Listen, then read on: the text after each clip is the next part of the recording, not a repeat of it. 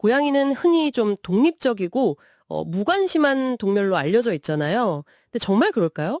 오늘 저희는 당신이 공유해 주신 자료들, 특히 고양이의 그 인간 인식 능력, 또 유대감에 대한 과학적 분석들을 좀 바탕으로 해서요. 이 오랜 통념에 한번 도전해 보려고 합니다. 고양이가 당신을 그리고 이 세상을 어떻게 보는지 함께 깊이 파고들어 보죠. 네, 오늘 살펴볼 내용의 핵심은 그거죠. 고양이가 사람을 알아볼 때 어떤 감각을 주로 쓰는지, 또 인간의 감정은 얼마나 잘 읽어내는지, 그리고 우리가 보통 생각하는 것보다 훨씬 깊은 어떤 정서적 유대감, 이걸 어떻게 형성하는지에 대한 그런 흥미로운 과학적 발견들입니다. 특히 후각이랑 청각의 역할, 그리고 안정애착이라는 개념이 아마 중요한 포인트가 될 겁니다. 와, 시작부터 흥미로운데요. 자료 보니까 고양이가 사람을 구별할 때 시각보다는 후각에 훨씬 더 의존한다고요? 이게 그냥 얼굴 보고 딱 알아보는 게 아니라는 건가요? 그렇습니다. 이게 최근 연구를 보면 좀 명확해지는데요. 고양이한테 익숙한 보호자 냄새랑 낯선 사람 냄새, 이걸 맡게 했더니 낯선 사람 냄새에 훨씬 더 오래 코를 대고 막 탐색하는 행동을 보였어요. 아하, 이건 뭐냐면 냄새만으로 이 사람은 내가 아는 그 사람이 아닌데 하고 구별한다는 상당히 강력한 증거죠. 네네. 그리고 당신에게 다가와서 몸을 쓱 비비는 행동 있잖아요. 네, 있죠. 그것도 단순히 그냥 좋아서라기보다는 자신의 냄새를 묻혀서 당신을 우리 그룹 멤버, 그러니까 안전하고 믿을 수 있는 존재로 표시하는 뭐랄까 사회적인 의미가 더 크다고 볼 수 있어요. 냄새로 가족 표시를 한다니, 와, 진짜 고양이답네요. 그럼 청각은 어떤가요? 목소리 같은 것도 잘 알아듣나요? 청각도 아주 중요합니다. 고양이는 보호자 목소리를 분명히 기억하고요. 심지어 당신이 그냥 다른 사람이랑 얘기하는 건지 아니면 자기한테 다정하게 말을 거르는 건지 그 있잖아요. 고양이 어투라고 하죠. 보통 톤이 약간 높아지는 거. 아, 네네, 알죠. 그걸 구별할 수 있다는 연구 결과도 있어요. 그리고 발소리나 현관문 열쇠 소리 같은 특정 소리로 당신이 집에 오는 걸 미리 알아채기도 하고요. 오. 그러니까 후각이랑 첨각, 이 두 가지가 사람을 인식하는데 정말 핵심적인 역할을 하는 거죠. 그럼 시각은 상대적으로 좀 덜 중요하다는 건데, 그 자료에 나온 개하고 얼굴 인식 능력 비교한 거 있잖아요. 개는 88.2%인데 고양이는 54.5%? 이건 좀 놀라운데요? 왜 이렇게 차이가 나는 걸까요? 네, 그 차이가 꽤 크죠. 근데 그게 고양이 시각 능력이 떨어진다라기보다는 진화 과정에서 다른 감각에 더 발달한 결과로 보는 게 맞습니다. 일종의 감각 보상 같은 건데요. 감각 보상이요? 네, 뛰어난 사냥꾼이 되려면 어둠 속에서도 잘 듣고 냄새 잘 맡는 능력이 훨씬 중요했을 테니까요.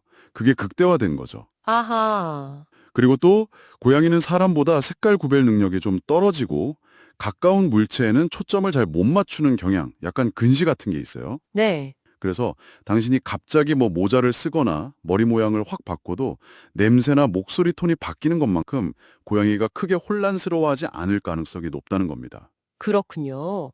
근데 감각만 뛰어난 게 아니라면서요.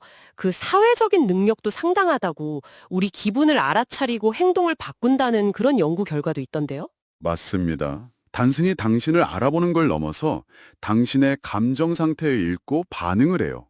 예를 들어서 보호자가 좀 슬퍼하거나 우울해 보일 때 고양이가 더 다가와서 몸을 비비거나 아니면 그냥 조용히 곁에 머무는 행동, 이런 걸 보인다는 관찰 연구가 있습니다. 오, 진짜요? 네. 그리고 또 사회적 참조라는 능력도 주목할 만한데요. 사회적 참조요? 그건 뭔가요? 그건 뭐냐면 낯선 물건이나 좀 새로운 상황에 딱 처했을 때 당신의 표정이나 목소리 톤을 딱 보고 저거 안전한 건가? 괜찮은 건가? 이걸 판단해서 자기 행동을 결정하는 거예요. 와, 생각보다 훨씬 눈치가 빠른데요? 그렇죠. 정말 놀랍네요. 이런 능력들이 결국 고양이가 우리랑 깊은 유대감을 형성한다는 증거가 되는 거군요. 아까 말씀하신 그 안정 애착 비율이 아기나 개만큼 높다는 결과는 정말 의외였어요. 바로 그 점이 우리가 흔히 생각하는 무관심한 고양이라는 통념을 깨는 가장 강력한 증거 중 하나입니다. 안정 기지 테스트라는 걸 하는데요. 안정 기지 테스트요? 네. 낯선 환경에 보호자랑 같이 들어갔다가 보호자가 잠시 나갔다 다시 돌아왔을 때 고양이가 어떻게 반응하는지를 보는 거예요. 아, 여기서 한 64%에서 66% 정도의 고양이가 보호자가 돌아오면 안심하고 다시 주변을 탐색하거나 반갑게 맞는 그런 안정 애착 행동을 보였어요. 66%나요? 네, 이게 어느 정도냐면 인간 아기가 약 65% 정도거든요. 거의 비슷하고 반려견이 한 61% 정도니까 오히려 개보다 약간 더 높은 수치죠. 와, 대단하네요. 물론 보호자가 돌아와도 피하거나 계속 불안해하는 그런 불안정 애착 유형도 존재하긴 하고요. 그렇군요. 그럼 고양이가 우리한테 보내는 애정 신호는 어떤 것들이 있을까요? 개처럼 막 꼬리 흔들고 그러는 거랑은 좀 다를 텐데요? 네, 고양이의 애정 표현은 좀 더 미묘하죠. 아까 말씀드린 몸 비비기 외에도 꼬리를 이렇게 딱 세우고 다가오는 거, 아, 네. 그리고 눈을 천천히 깜빡여주는 행동. 이거 고양이 키스라고도 하잖아요. 네, 들어봤어요. 당신 몸이나 머리카락을 핥아주는 그루밍, 또 만족스러울 때 내는 그릉그릉, 골골송, 그리고 앞발로 꾹꾹 누르는 꾹꾹이. 이런 것들이 다 대표적인 신호입니다. 이런 고양이 특유의 언어를 잘 알아차리는 게 관계에 중요하겠죠. 아, 오늘 이야기를 쭉 들어보니까, 와, 제가 고양이에 대해서 오해하고 있던 게 정말 많았다는 생각이 드네요. 네, 그래서 정리를 좀 해보자면 과학적인 증거들은 고양이가 뛰어난 감각과 또 인지 능력으로 우리를 명확히 인식하고 우리가 생각하는 것보다 훨씬 깊은 정서적 유대감을 형성한다는 걸 보여줍니다.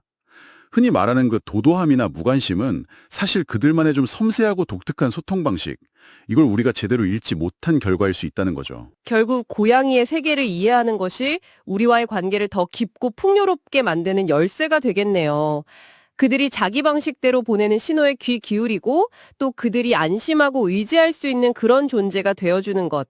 이게 단순히 관계를 좋게 만드는 걸 넘어서서 함께 살아가는 생명에 대한 우리의 어떤 책임이기도 하고요. 네, 맞습니다.